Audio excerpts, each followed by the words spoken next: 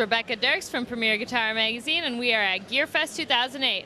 We're just about to head inside the Performance Theater to check out some demos by Greg Koch of some Fender instruments, so let's go check it out.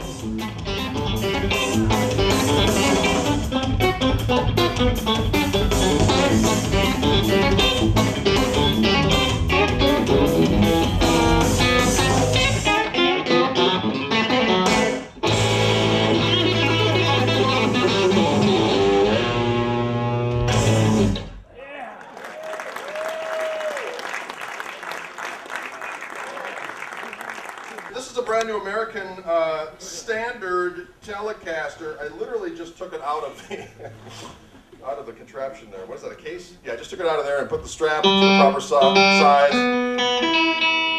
shortly before the curtain went up.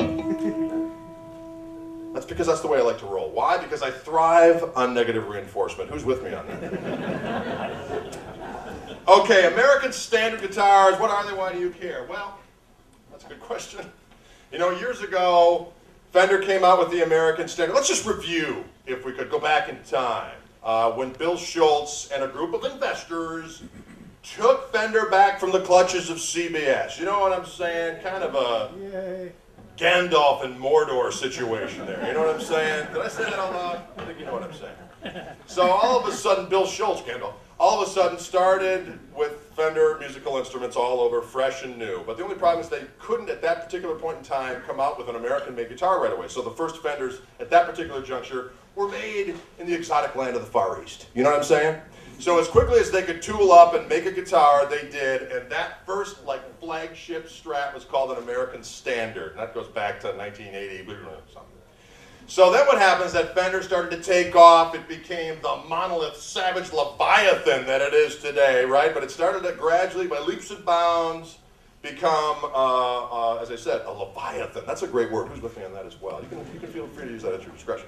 But anyway, so what happened was a few years back, I think it was in the year 2000, ladies and gentlemen, perhaps 1999-ish, Fender had this brand new facility that came online in Corona, California, which enabled them to have the quality control like never before known to man or beast. You know what I'm saying? And so they decided to retool and redevelop their standard line of instruments. The Strat, the Tele, the P-Bass, your Jazz Bass. And at that point they were called American Series guitars. Who remembers that? Anybody? Bueller? Anybody? Okay. And the whole deal with that was over the period of years since the 50s and the early 60s, the guitar shapes, you know, as far as the proportions and stuff had wandered a little bit, you know, little things ergonomically over the years people had done to their guitars that Fender wanted to incorporate. So basically, they just kind of tweaked things to where they were back in the 50s as far as things like the volute and the body shape and so on and so forth. But they did things like, you know, flatter radius, bigger frets. They did stuff with the pickups to make them a little bit more modern sounding. And they did stuff with the, these are calibrated, is that the word I'm looking for? Machine heads so that they go over the nut more evenly so that it helps say the guitar in tune a little bit better. You know what I don't know if I know what I'm saying, but anyways, that's what I'm saying.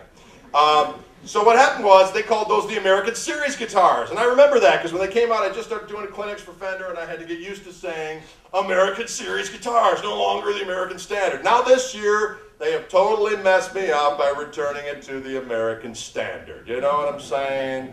And basically what they did is they took it a step further. They made the quality control a little bit better, the finish on the necks a little better. They rounded off the edges. They were just able to up the ante a little bit so that the regular flagship guitars. Now there's a million Strats and Teles that are available. You know what I'm saying? You look at the Fender catalog, it's every pure mutation of guitar you could ever possibly imagine. But what I like to say is, this is the flagship, like standard Strat, like the state of the Strat. Wow, that's deep. You know what I'm saying? This is the guitar that Hendrix would have walked into a store and bought 5 of so he could burn them. You know what I'm saying?